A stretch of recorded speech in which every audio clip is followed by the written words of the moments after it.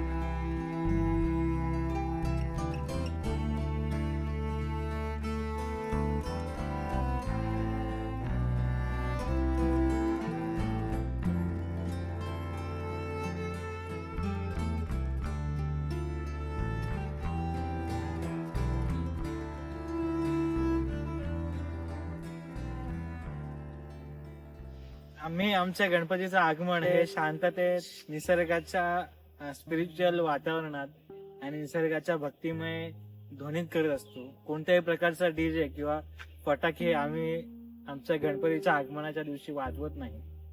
तर हाच एक वेगळेपणा असतो जो आम्हाला इतर फेस्टिवल पासून वेगळा करत असतो, की आम्ही जे करतो ते निसर्गाला पूरक समजूनच करतो. कारण हे सगळं जे आम्हाला मिळालंय ते निसर्गातूनच मिळालंय आणि हे सगळं आम्ही जे देणार आहे ते निसर्गाला देणार आहे.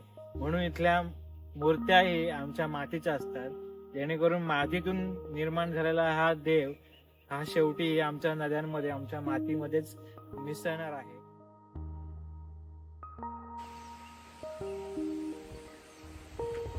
मित्रांनो, आता इको फ्रेंडली गणेशोत्सव साजरा करायचा किंवा कोणताही सण हा इको फ्रेंडली झाला पाहिजे ही थीम आली आहे. बट ही थीम किंवा हा उत्सव आम्ही आमच्या पूर्वजांनी आम्हाला वारसा म्हणून दिला आणि तो अजूनही आम्ही जपतो.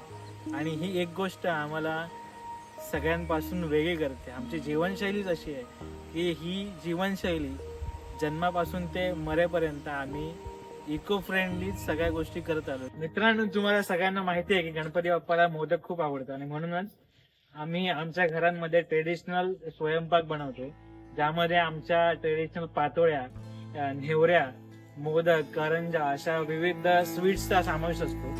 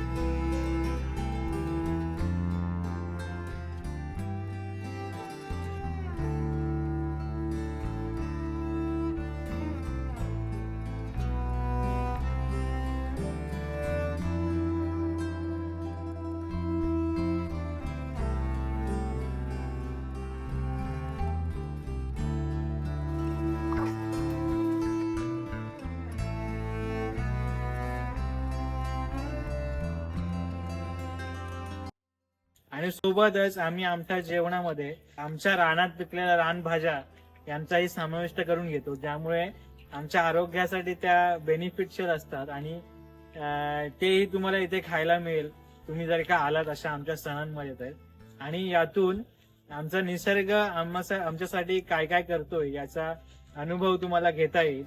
आणि म्हणूनच एकदा अशा फेस्टिवलला आमच्या कोकणात येऊन तुम्ही त्यांचा अनुभव घ्या. आणि मग हे सगळं झाल्यानंतर आम्ही आमच्या गणपतीला त्याच्या स्थानावरती बसवतो आणि सर्वप्रथम आरती करून पूजा करून त्या गणपती बाप्पाचं आम्ही एक वेगळ्या पद्धतीने स्वागत करतो. आणि त्यानंतर आमच्या प्रत्येकाच्या घरात बनलेल्या स्वादिष्ट पक्वानं आम्ही एकत्र एक कुटुंब सहकुटुंब बसून तिथे जेवण करतो. असे 11 दिवस आम्ही प्रत्येक जण सगळ्या कुटुंबासहित एकत्र येऊन एक पंगत हा प्रकार आम्ही तिथे जेवणाचा बसलेला असतो. आणि त्या जेवणामध्ये एक वेगळाच आनंद असतो, कारण आपण सहजीवन जगत असताना एकत्र येऊन जेवणं आणि एकत्र बसून जेवणं हे यात वेगळा आनंद देऊन जाणार असतो. त्यामध्ये प्रत्येकाने बनवलेले वेगवेगळे पदार्थ खाण्याची संधी तुम्हाला मिळते. त्यामुळेच चाकरमान्यांची ही या सणाला मजा होते. आणि मी मगापासून सांगत आलेल्या सगळ्या गोष्टी आम्हाला कोकणातल्या या माणसांना, कोकणातल्या या उत्सवांना जगापासून वेगळं बनवत असतात. आणि हीच आमची खासियत आहे की ज्यामुळे इथून लांब गेलेले चाकरमानी पुन्हा लाखोच्या संख्येने या उत्सवात आमच्या कोकणातल्या खेडेगावात येऊन हा उत्सव आनंदाने साजरा करत असतात.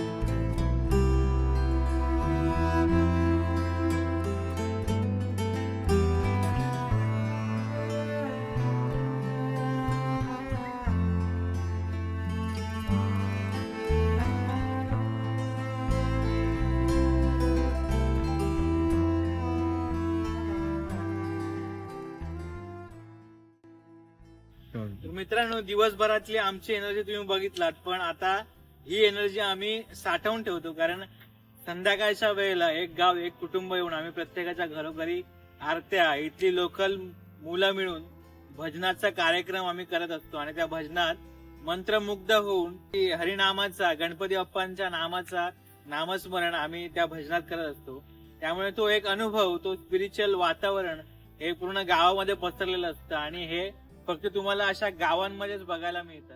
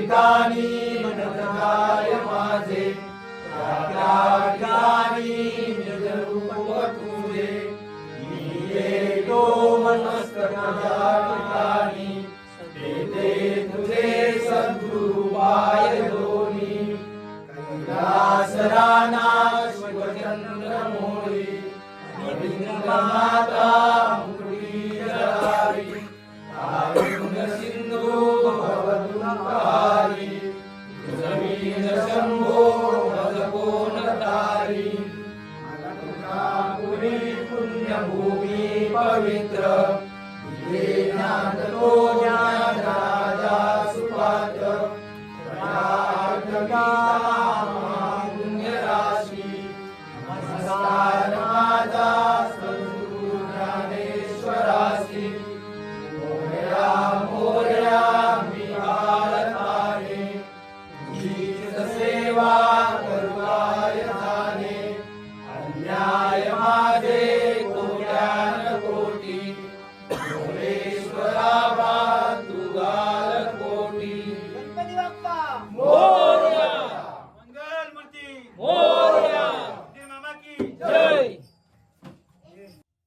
तर मित्रांनो, आणि तो दिवस येतो ज्या दिवशी आपल्याला गणपतीला विसर्जन करायचं असतं, आणि त्या दिवसातून आपसुकच आपल्या मनातून येतं की निरोप घेतो देवा आता आज्ञा असावी, चुकले काही आमचे तर त्याला क्षमा असावी.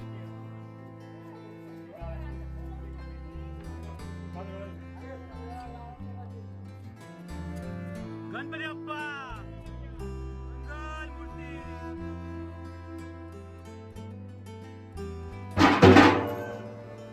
ते 4 गावले बोल मारे काकी बदले तू घेत नाही अरे हातात पण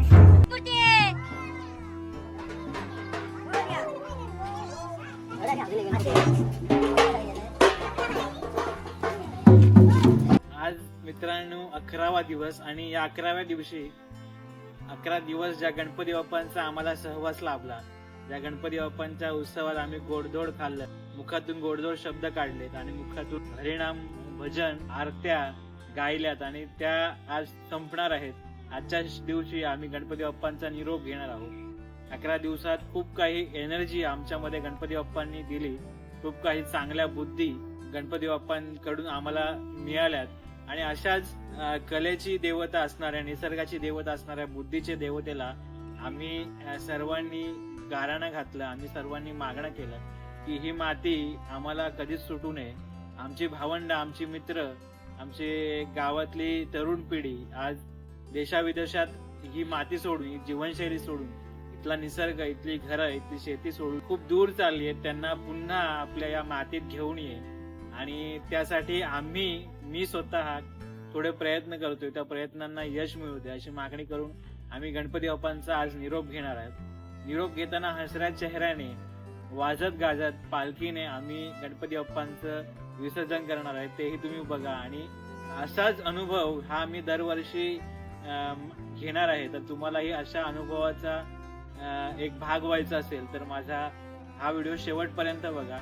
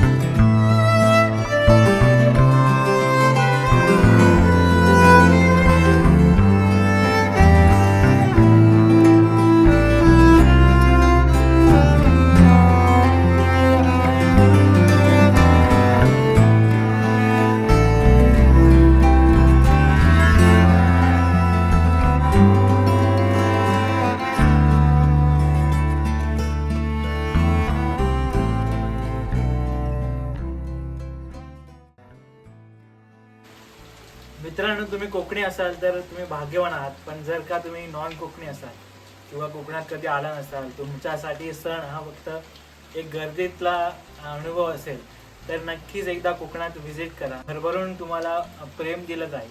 आमच्या इथल्या कमी शिकलेल्या इथल्या गावातल्या साध्या भोळ्या माणसांच्या घरी हा गणपती सेलिब्रेशन तुम्ही अनुभवा. त्यातून तुम्हाला एक वेल मॅनेज सण कसा करायचा असतो आणि त्यातून निसर्गाला कोणत्याही प्रकारची आपण हानी करत नाही आहे याचा पुरेपूर आपण कशा पद्धतीने त्याबद्दलचं मॅनेजमेंट करतो हे तुम्हाला इथल्या घराघरांमध्ये बघायला मिळेल. तर माझ्या या नानांच्या वाड्यात राहून तुम्हाला हा का एक्सपिरियन्स घ्यायचा असेल, इथल्या खाद्य संस्कृतीचा, इथल्या शेती संस्कृतीचा किंवा इथल्या मातीच्या घरात राहून इथल्या जीवनशैलीचा अनुभव घ्यायचा असेल, तर नक्की एकदा माझ्या या नानांच्या वाड्याला व्हिजिट करा. माझ्या नानांच्या वाड्याचे डिटेल्स मी खाली मेन्शन केलेले आहेत, ते एकदा जाऊन व्हिजिट करा आणि माझ्या याच्या अगोदरचा व्हिडिओही बघा. त्याच्यामुळे तुम्हाला कदाचित माझ्याबद्दल अनेक गोष्टी कळतील. आणि नक्कीच हा व्हिडिओ आवडला असेल तर एकदा लाईक करा आणि शेअर करा आणि चॅनलवरती जर का नवीन असाल तर एकदा सबस्क्राईब करा. धन्यवाद.